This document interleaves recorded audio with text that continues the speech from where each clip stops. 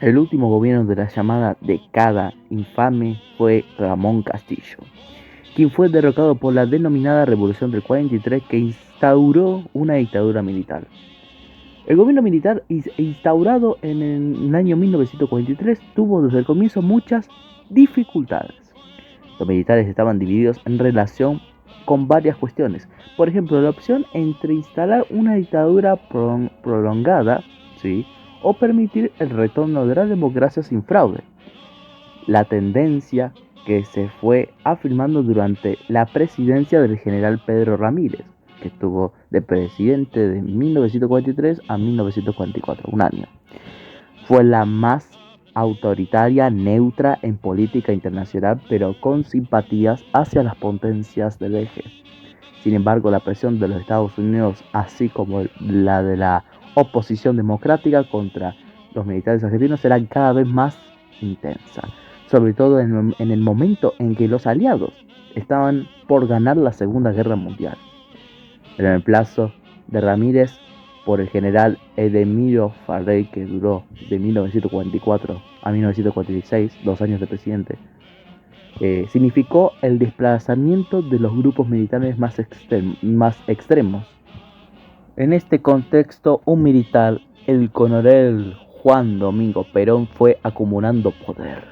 Inició gestiones con grupos políticos para negociar el fin del régimen militar, mediante elecciones en las que él mismo participaría como candidato presidencial. Asimismo, estableció estrechas relaciones con los dirigentes sindicales, a los que otorgó un nuevo papel político. Desde la Secretaría de Trabajo y Previsión, Perón impulsó numerosas medidas que beneficiaban a los trabajadores, como la apelación del régimen jubilatorio, las convenciones colectivas de trabajo, el reconocimiento de las organizaciones sindicales y la instalación de tribunales para arbitrar en los conflictos laborales. Más tarde se estableció también el aguinaldo, un sueldo adicional que se les daba a los empleados al finalizar el año. Todas esas medidas despertaron la resistencia de los grandes grupos de poder, la sociedad rural, la unión industrial, la bolsa de comercio y algunos sectores de las Fuerzas Armadas. Ahora nos vamos al 17 de octubre del año 1945. ¿Qué pasó? Les cuento. Pese a los intentos de Perón, la oposición, apoyada por Estados Unidos, no disminuía su hostilidad, su hostilidad, integrada por los grandes grupos económicos.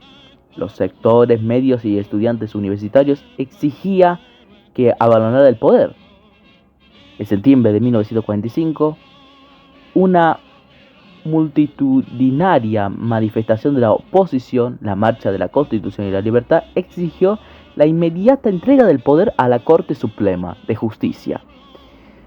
El gobierno tuvo que ceder, desplazó a Perón y lo envió detenido a la isla Martín García.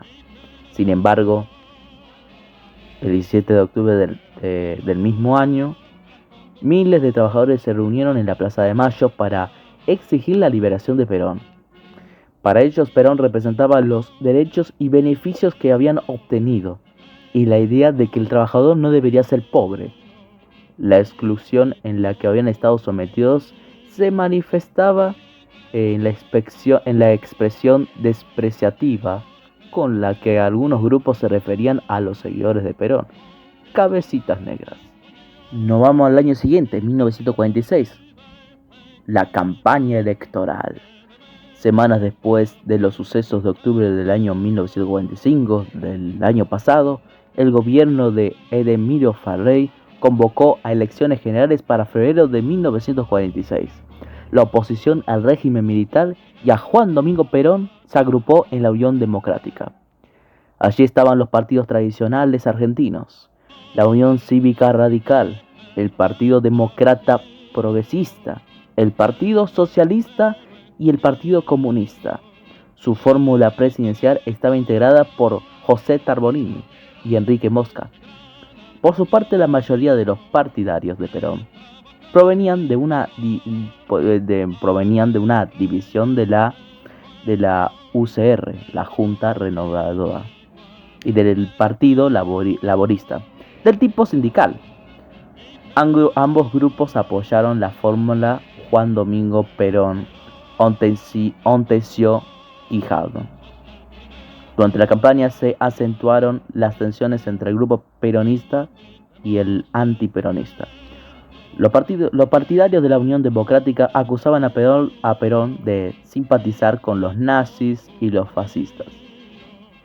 Springer Brader, el embajador de los Estados Unidos en la Argentina, intervino en la vida nacional apoyando a la Unión Democrática.